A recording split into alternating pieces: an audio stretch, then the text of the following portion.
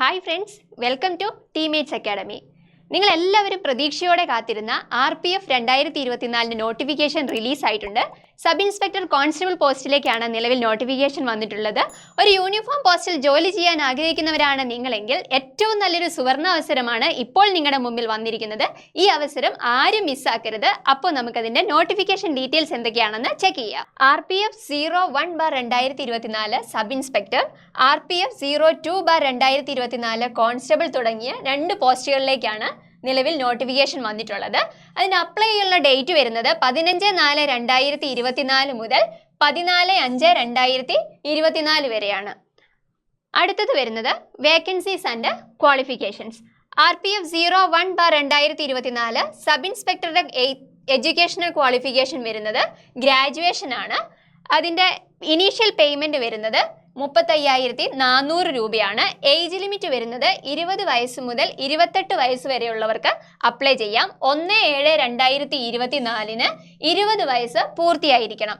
അതിൻ്റെ വേക്കൻസി വരുന്നത് 452 വേക്കൻസീസ് ആണുള്ളത്. അടുത്തത് RPF 02/2024 നെയിം ഓഫ് പോസ്റ്റ് വരുന്നത് കോൺസ്റ്റബിൾ ആണ്. അതിൻ്റെ എഡ്യൂക്കേഷണൽ ക്വാളിഫിക്കേഷൻ വരുന്നത് 10th ക്വാളിഫിക്കേഷൻ ആണ്. ഇനീഷ്യൽ പേ വരുന്നത് 21,700 രൂപയാണ്. ഏജ് ലിമിറ്റ് വരുന്നത് 18 മുതൽ 28 വയസ്സ് വരെയുള്ളവർക്കാണ് അപ്ലൈ ചെയ്യാനായിട്ട് സാധിക്കുന്നത്. 1/7/2024 18 വയസ്സ് പൂർത്തിയായവർക്കാണ് അപ്ലൈ ചെയ്യാനായിട്ട് കഴിയുന്നത്. അതിൻ്റെ വേക്കൻസീസ് വരുന്നത് 4,208 വേക്കൻസീസ് ആണ് വരുന്നത്. ടോട്ടൽ കമ്പൈൻഡ് വേക്കൻസീസ് എന്ന് പറയുന്നത് 4,660 വേക്കൻസീസ് ആണ്. ഓരോ കാറ്റഗറിയിലുള്ള ഏജ് ലിമിറ്റ് ഏതൊക്കെയാണെന്ന് നോക്കാം. SC/ST കാൻഡിഡേറ്റ്സിന് 5 ഇയേഴ്സ് ആണ് വരുന്നത്. OBC കാൻഡിഡേറ്റ്സിന് 3 ഇയേഴ്സ് ആണ് വരുന്നത്. എക്സ് സർവീസ്മെൻ വരുന്നത് 3 ഇയേഴ്സ് ആണ്. അതിൽ തന്നെ OBC NCL കാറ്റഗറിക്ക് 6 ഇയേഴ്സ് ആണ് വരുന്നത്. SC/ST കാറ്റഗറിക്ക് 8 ഇയേഴ്സ് ആണ് വരുന്നത്. ഫീമെയിൽ കാൻഡിഡേറ്റ്സ് വിഡൌട്ട് തുടങ്ങിയ കാറ്റഗറിയിലുള്ളവർക്ക് 2 ഇയേഴ്സ് ആണ് വരുന്നത്. അതിൽ തന്നെ OBC NCL കാറ്റഗറിയിൽ 5 ഇയേഴ്സ് ആണ് വരുന്നത്. SC/ST കാറ്റഗറിയിൽ 7 ഇയേഴ്സ് ആണ്. അടുത്തത് സെൻട്രൽ ഗവൺമെൻറ് എംപ്ലോയീസ് ആണെങ്കിൽ 5 ഇയേഴ്സ് ആണ് വരുന്നത്. അതിൽ തന്നെ OBC NCL 8 ഇയേഴ്സ് ഉണ്ട്. SC/ST കാൻഡിഡേറ്റ്സ് ആണെങ്കിൽ 10 ഇയേഴ്സ് ആണ് വരുന്നത്. അടുത്തത് mode of examination. Computer based test, അത് കഴിഞ്ഞ് അത് ക്ലിയർ ചെയ്തതിന് ശേഷം ഫിസിക്കൽ എഫിഷ്യൻസി ടെസ്റ്റും അതുപോലെ ഫിസിക്കൽ മെഷർമെൻറ്റ് ടെസ്റ്റും ഉണ്ടായിരിക്കുന്നതാണ്. ഓരോ റോങ് ആൻസറിനും 1/3 വെച്ച് നെഗറ്റീവ് വരുന്നതായിരിക്കും. അടുത്തത് വരുന്നത് pattern and syllabus. Computer based test ആയിരിക്കും ഉണ്ടാകുക. അതിന് ടോട്ടൽ ഡ്യൂറേഷൻ എന്ന് പറയുന്നത് 90 മിനിറ്റ്സ് ആണ്. ടോട്ടൽ ക്വസ്റ്റ്യൻസ് 120 ക്വസ്റ്റ്യൻസ് ആയിരിക്കും ഉണ്ടാകുക. ഓരോ ക്വസ്റ്റ്യനും ഓരോ മാർക്ക് വീതമായിരിക്കും ഉണ്ടാകുന്നത്. നെഗറ്റീവ് മാർക്ക് ഉണ്ട്. ഓരോ റോങ് ആൻസറിനും 1/3 വെച്ച് നെഗറ്റീവ് മാർക്ക് ഉണ്ടായിരിക്കും. അടുത്തത് ഇതിൻ്റെ സിലബസ് ആണ് വരുന്നത്. അരിത്മെറ്റിക് 35 മാർക്സിനായിരിക്കും. ജനറൽ ഇൻ്റലിജൻസ് ആൻഡ് റീസണിങ് 35 മാർക്സിനായിരിക്കും. ജനറൽ അവയർനെസ് വരുന്നത് 50 മാർക്സിനായിരിക്കും. അടുത്തത് the criteria for PET. Sub inspector കാറ്റഗറിയിലുള്ള മെയിൽ കാൻഡിഡേറ്റ്സിന് 1600 മീറ്റർ ഓട്ടം 6 മിനിറ്റ് 30 സെക്കൻഡ് കൊണ്ട് കംപ്ലീറ്റ് ചെയ്യണം. അതിൻ്റെ ലോങ് ജമ്പ് വരുന്നത് 12 ഫീറ്റ് ആണ്. High jump 3 feet 9 inch. Female കാൻഡിഡേറ്റ്സിന് 800 മീറ്റർ ഓട്ടം 4 മിനിറ്റ് കൊണ്ട് കംപ്ലീറ്റ് ചെയ്യണം. ലോങ് ജമ്പ് വരുന്നത് 9 ഫീറ്റ് ആണ്. High jump 3 feet. അടുത്തത് PMT ടെസ്റ്റിൻ്റെതാണ് പറയുന്നത്. UR EWS OBC കാറ്റഗറിയിലുള്ളവർ മെയിൽ കാൻഡിഡേറ്റ്സിന് 165 സെൻറ്റിമീറ്റേഴ്സ് ആണ് ഹൈറ്റ് വേണ്ടത്. ഫീമെയിൽ കാൻഡിഡേറ്റ്സിന് 157. SC/ST കാറ്റഗറിയിലുള്ളവർക്ക് മെയിൽ കാൻഡിഡേറ്റ്സിന് 160 സെൻറ്റിമീറ്ററും ഫീമെയിൽ കാൻഡിഡേറ്റ്സിന് 152 സെൻറ്റിമീറ്ററും ആണ് വേണ്ടത്. അടുത്തത് ചെസ്റ്റിന് പറയുന്നുണ്ട്. അൺഎക്സ്പാൻഡഡ് OBC കാറ്റഗറിയിലുള്ളവർക്ക് 80, എക്സ്പാൻഡഡ് 85. SC/ST കാറ്റഗറിയിലുള്ളവർക്ക് 76.2, എക്സ്പാൻഡഡ് 81.2. ഇത് മെയിൽ കാൻഡിഡേറ്റ്സിന് മാത്രമേ ഉണ്ടാവുള്ളൂ. അതുപോലെ ശ്രദ്ധിക്കേണ്ട ഒരു കാര്യം എന്താണെന്ന് വെച്ചിട്ടുണ്ടെങ്കിൽ 1600 800 മീറ്റർ ഓട്ടം പറഞ്ഞിട്ടുള്ളതിൽ അതിന് ഒറ്റ ചാൻസ് മാത്രമേ ഉള്ളൂ. ലോങ് ജമ്പ് ഹൈ ജമ്പ് അതിനൊക്കെ 2 ചാൻസ് വീതം ഉണ്ടായിരിക്കും. അടുത്തത് വരുന്നത് കോൺസ്റ്റബിളിൻ്റെ PET ക്രൈറ്റീരിയാസ് എന്തൊക്കെയാണെന്ന് നോക്കാം. മെയിൽ കാൻഡിഡേറ്റ്സിന് 1600 മീറ്റർ ഓട്ടം 5 മിനിറ്റ് 45 സെക്കൻഡ് കൊണ്ട് കംപ്ലീറ്റ് ചെയ്യണം.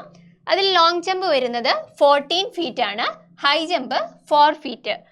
കോൺസ്റ്റബിൾ കാറ്റഗറി ഫീമെയിലിൽ തന്നെ ഓട്ടം വരുന്ന 800 മീറ്റർ ഓട്ടം 3 മിനിറ്റ് 40 സെക്കൻഡ് കൊണ്ട് കംപ്ലീറ്റ് ചെയ്യണം. ലോങ് ജമ്പ് 9 ഫീറ്റ് ആണ്, ഹൈ ജമ്പ് 3 ഫീറ്റ് ആണ്. അടുത്തത് PMT ടെസ്റ്റിന്റെ ക്രൈറ്റീരിയ പറയുന്നുണ്ട്. OBC കാറ്റഗറിയിലുള്ള മെയിൽ കാൻഡിഡേറ്റ്സിന് 165 സെന്റിമീറ്ററും ഫീമെയിൽ കാൻഡിഡേറ്റ്സിന് 157 സെന്റിമീറ്ററുമാണ് ഹൈറ്റ് വേണ്ടത്. SC/ST കാറ്റഗറിയിലുള്ളവർക്ക് മെയിൽ കാൻഡിഡേറ്റ്സിന് 160 സെന്റിമീറ്ററും ഫീമെയിൽ കാൻഡിഡേറ്റ്സിന് 152 സെന്റിമീറ്ററുമാണ് വേണ്ടത്. അടുത്തത് ചെസ്റ്റിന്റെ കാര്യം ഇവിടെ പറയുന്നുണ്ട്. അൺഎക്സ്പാൻഡഡ് ആണെങ്കിൽ OBC കാറ്റഗറിയിലുള്ളവർക്ക് 80, എക്സ്പാൻഡഡ് 85, SC/ST കാറ്റഗറിയിലുള്ളവർക്ക് 76.2 ആണ്, 81.2 പറയുന്നുണ്ട്. അടുത്ത ശ്രദ്ധിക്കേണ്ട ഒരു കാര്യം എന്താണെന്ന് വെച്ചിട്ടുണ്ടെങ്കിൽ 1600 മീറ്റർ ഓട്ടവും 800 മീറ്റർ ഓട്ടം പറഞ്ഞതിൽ ഒറ്റ ചാൻസ് മാത്രമേ ഉള്ളൂ. ബാക്കി ലോങ് ജമ്പ്, ഹൈ ജമ്പ് തുടങ്ങിയതിന് 2 ചാൻസ് വീതം ഉണ്ടായിരിക്കുന്നതാണ്. അടുത്തത് എക്സാമിനേഷൻ ഫീ ആണ്. 500 രൂപയാണ് എക്സാമിനേഷൻ ഫീ വരുന്നത്. CBT എക്സാം കഴിഞ്ഞതിന് ശേഷം അതിൻ്റെ ബാങ്ക് ചാർജ് റിഡക്ട് ചെയ്തിട്ട് ബാക്കി 400 രൂപ അക്കൗണ്ടിൽ റീഫണ്ട് ചെയ്യുന്നതായിരിക്കും. അതുപോലെ SC/ST candidates, ex servicemen female കാൻഡിഡേറ്റ്സിന് 250 രൂപയാണ് ഫീസ് വരുന്നത്. ഇതും നിങ്ങൾക്ക് എക്സാം കഴിഞ്ഞതിന് ശേഷം ബാങ്കിൻ്റെ ചാർജ് റെഡ്യൂസ് ചെയ്തിട്ട് ബാക്കി റീഫണ്ട് ചെയ്യുന്നതായിരിക്കും. അതുപോലെ ശ്രദ്ധിക്കേണ്ട ഒരു കാര്യം എന്തെന്ന് വെച്ചിട്ടുണ്ടെങ്കിൽ ഈ എക്സാം കഴിഞ്ഞതിന് ശേഷം മാത്രമേ ഈ ഒരു ഫണ്ട് നിങ്ങളുടെ അക്കൗണ്ടിൽ റീഫണ്ട് ചെയ്യുള്ളൂ. അടുത്തത് ഇമ്പോർട്ടൻറ്റ് ഇൻസ്ട്രക്ഷൻസ് ആണ്. ഇപ്പം ഫൈനൽ ഇയർ എക്സാം എഴുതി റിസൾട്ടിന് വേണ്ടി വെയിറ്റ് ചെയ്യുന്നവർക്ക് ഈ എക്സാമിന് അപ്ലൈ ചെയ്യാൻ സാധിക്കുന്നതല്ല. അതുപോലെ ആപ്ലിക്കേഷൻ സബ്മിറ്റ് ചെയ്തതിന് ശേഷം എന്തെങ്കിലും കറക്ഷൻ ഉണ്ടെങ്കിൽ നിങ്ങൾക്ക് 250 രൂപ ഫീ അടച്ചതിന് ശേഷം അത് കറക്റ്റ് ചെയ്യാവുന്നതാണ്. 15/5/2024 മുതൽ 24/5/2024 വരെ അത് കറക്റ്റ് ചെയ്യാനുള്ള ടൈമുണ്ട്. നിങ്ങൾക്ക് CBT എക്സാം ആയിരിക്കും ഉണ്ടാകുക. അതിനുശേഷം PMT ടെസ്റ്റും PET ടെസ്റ്റും ഡോക്യുമെൻറ്റ് വെരിഫിക്കേഷൻ, ഇത് 3 ക്ലിയർ ചെയ്താൽ മാത്രമേ നിങ്ങൾക്ക് ജോലിയിൽ പ്രവേശിക്കാനായിട്ട് കഴിയത്തുള്ളൂ.